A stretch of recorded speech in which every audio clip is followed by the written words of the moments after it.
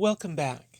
In this section, we'll be talking about some of the basics of graphing. We'll also be talking about finding x and y intercepts, and we'll also be talking about the distance and midpoint formulas. To begin with, we all know from before that when we're graphing, we draw a horizontal x-coordinate and we draw a vertical y-coordinate, and that splits our plane into 4 regions. We call those regions quadrants. Later on, we'll talk about the numbering of our quadrants. When we get into trigonometry, we'll talk about why they're being numbered in a counterclockwise direction. Just for now, the only thing to know is the word quadrant is referring to those regions that we have in our plane, those 4 regions, to the right of or to the left of the y-axis, above or below the x-axis. Those are our 4 quadrants. When we're graphing any point, we have an x and a y coordinate. The x coordinate's telling us how far left or right we're going, and the y coordinate is telling us how far up or down we're going. And this is all relative to the place where the x and the y-axis cross, which is our point, the origin, which has coordinates 0, 0.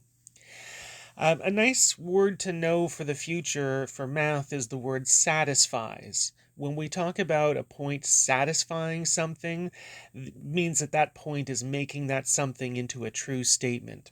So if a point satisfies an equation, then if you put in that x value and that y value, then that equation is a true statement. And if it doesn't satisfy the equation, then if you put in that x and y value, you get a statement that's not true. One thing about equations, if you have a point that's on the graph, then that means that that point would have to satisfy the equation for that graph. So that's how we'll answer the question of which of these points, 1, 1, and 4, 0, which ones happen to be on our graph of y equals square root of x minus 2. All we need to do is check to see which of those points satisfy that equation. So I'll start off with 1, 1. And so I'm going to check to see my point 1, 1. Does it satisfy my equation? So I'll put in my y value on the left side, and the left side is 1. And I'll put in my x value into the right side of my equation. So when I put in 1 for x, I'll have square root of 1 minus 2. I will have 1 minus 2, which is negative 1. And if I'm thinking about that for just a moment, left side and right side are definitely not equal to each other, which means that if you put in 1 and 1 into this equation, you'd wind up with 1 equals to negative 1, and that's not a true statement. So that means we can say that 1, 1 is not on the graph.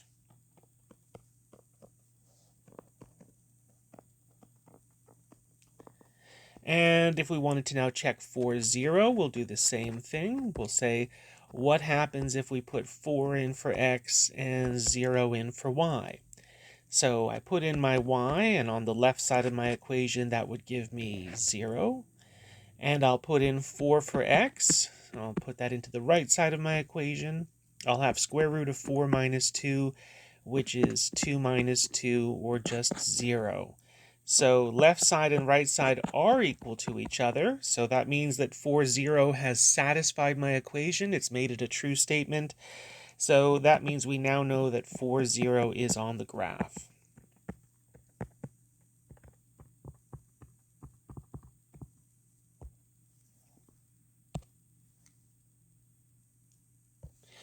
Now, essentially, this business of checking to see if a point satisfies an equation is really the idea behind making tables of values. And you might remember that from previous math courses in the past where you'd have some sort of an equation to draw, and you would do so by picking some x values and then putting them into the equation and finding out which y value you'd need to have to make that into a true statement. We're not really going to be doing tables of values so much in this course, and that's because graphing with a table of values is maybe a dangerous thing to be doing if you don't already know what the graph is supposed to look like. So if you're graphing things and you take a few points, if they're not well chosen, you might wind up with a misleading idea as to what the graph looks like. Just as a little example, if I were graphing something like y equals x squared, and I know from before what y equals x squared happens to look like, then maybe I might pick a few points on the left side and a few points on the right side, and maybe one or two near where that turning point is, where that vertex is. But if you didn't know what y equals x squared looks like, and let's say just for fun that you had taken 3 or 4 points and they all happen to be on this side of the graph, you might think, oh, the graph should look perhaps something like this. You might connect the dots and come up with a misleading view as to what the graph is. So really, we're going to do one example of doing a graph with a table of values, but it'll be a graph that I already kind of have an idea as to what the shape is, which means it'll make it easy for me to pick some good points. Really, when we're doing tables of values, later on, we'll only be doing that after we've done all of our beginning analysis of what should the graph look like, and we'll only use a table of values to get 1 or 2 extra points that we might need just to figure out some further details about the shape. We won't just be using tables of values exclusively to come up with our graph. I also wanted to talk for just a second about some expectations about how we should be labeling our graph and how we should be drawing our graph. So the thing to keep in mind here is that when we're graphing, we're doing so because we want to communicate something to somebody else, which means we shouldn't leave things up for grabs as far as interpreting where these points might be or what this equation might be that we're graphing. So essentially, we're going to label everything as well as possible.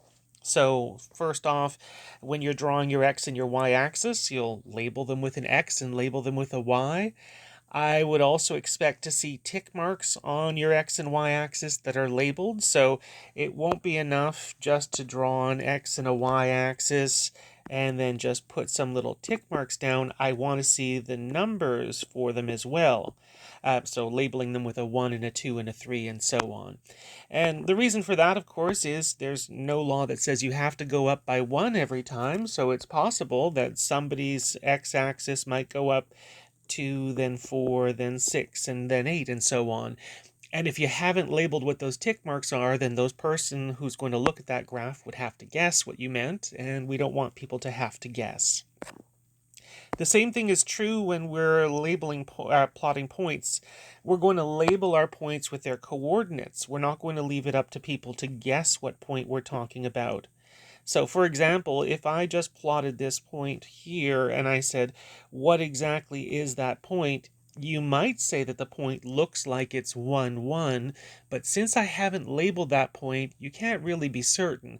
Maybe the x-coordinate is actually 1.1 or something close to it. And so you would only know that this is the point 1.1 or 1, 1 rather, if somebody had put next to it what is the coordinates for that point. So now if I've labeled it with its coordinates, there's no mystery or uncertainty. Everybody who will look at this graph will know that that point is 1, 1 and not just something close to it. The only exception for the labeling would be if we have a point that's on the tick mark on one of our axes. So if you had another point, this one that I've just drawn here, I would say that's the point 0, 1. It's at a tick mark on the y-axis, so there's no uncertainty there. I know exactly where that point happens to be. But if one of your points happens to be in any of the 4 quadrants, then you really need to, if you've plotted a point, you need to label it. The last thing, of course, is we should be labeling the equation directly on our graph so that if somebody's looking at our graph, they'll know what it was that we were plotting. So we want to make sure that axes are labeled, tick marks are labeled, our points that we've plotted are labeled, and the equation itself is labeled.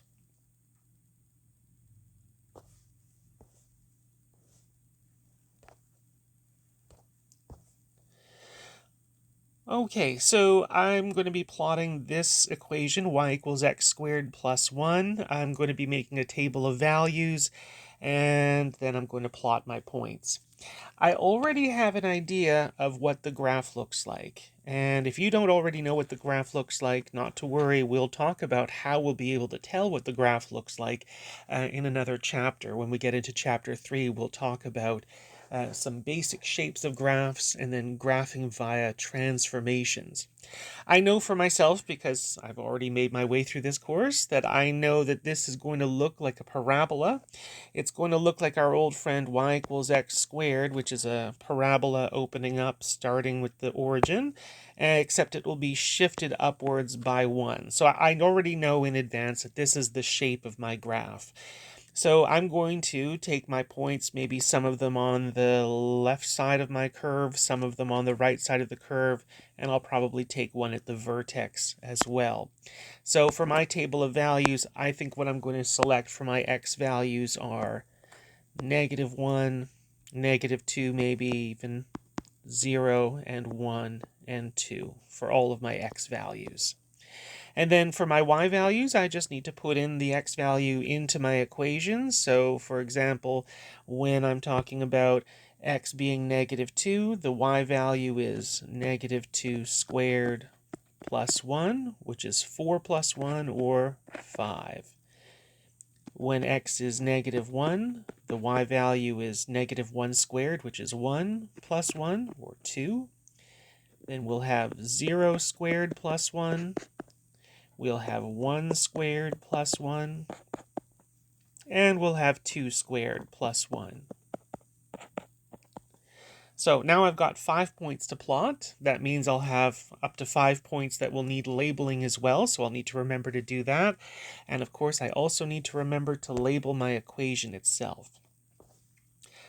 I already have the axes pre-drawn on my file here, but if I were drawing them by hand, then I would need to do this. I would need to make sure that I have labeled my x-axis with a little x, I've labeled my y-axis with a little y, I've labeled my tick marks on the x-axis and the y-axis, and now I'm getting ready to plot my points. So my points were, I had -2, 5, I had -1, 2, I had 0, 1, I had 1, 2, and I had 2, 5. And now I'm going to draw my curve as best as I can. A little bit wobbly, but that's okay. You'll notice that at the ends of my curve, I've drawn little arrowheads, and the reason for that is that's to indicate that the curve keeps on going. It doesn't just stop. So for example, as I currently have it drawn, it looks like my graph seems to stop here, and that's because I don't have an arrowhead drawn on it. So it looks like somehow my graph finishes a little bit past x equals 2. But of course, I know that the graph continues on for even further into the right and further on to the left for our x values. So I've drawn my little arrowheads on both of those ends of my graph to show that we're continuing on in that direction. I'm going to label all of my points now. So I'm labeling 2, 5. I'm labeling 1, 2. 0, 1 I don't need to label because this one is on a tick mark on the y-axis, so I can get away without labeling it. But the other 4 points, -1, 2, 1, 2, 2, 5, and -2, 5, those ones all need to be labeled. Also, I need to label the equation of this graph, because if I just handed this picture to you, you wouldn't know what the equation was. And of course, you'd want to know what the equation was. What was it that this person graphed? So I will label this y equals x squared plus 1. And there we go. Now we've got a nice, well-labeled graph of our equation.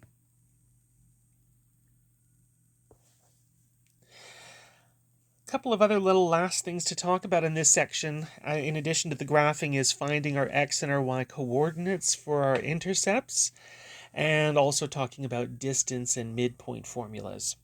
X and y intercepts, those are the places where our graph crosses the x-axis or crosses the y-axis. So for example, in the previous graph, we can see that there is a y-intercept, that was the point 0, 1, but it didn't look like there were any x-intercepts. It didn't look like we were ever going to cross that x-axis. So it's possible for an equation, maybe you only have one kind of intercept, maybe you've got both kinds of intercepts. It's also possible you might have multiple intercepts, so there might be more than one x-intercept or more than one y-intercept.